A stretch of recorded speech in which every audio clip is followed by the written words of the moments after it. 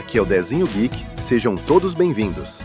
A Radeon RX 9060 XT é uma placa de vídeo intermediária pensada para quem quer jogar com qualidade e tranquilidade, sem gastar uma fortuna.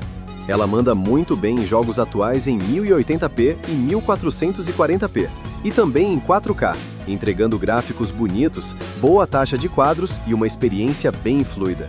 Baseada na arquitetura RDNA 4, a placa conta com 2048 processadores de fluxo, suporte a Ray Tracing e tecnologias modernas da AMD, como Fidelity FX e FSR 4.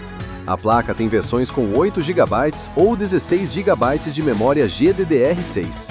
Os clocks elevados, que passam facilmente os 3 GHz em boost, entregam potência sem exagerar no consumo, ficando na faixa de 150 a 180 watts.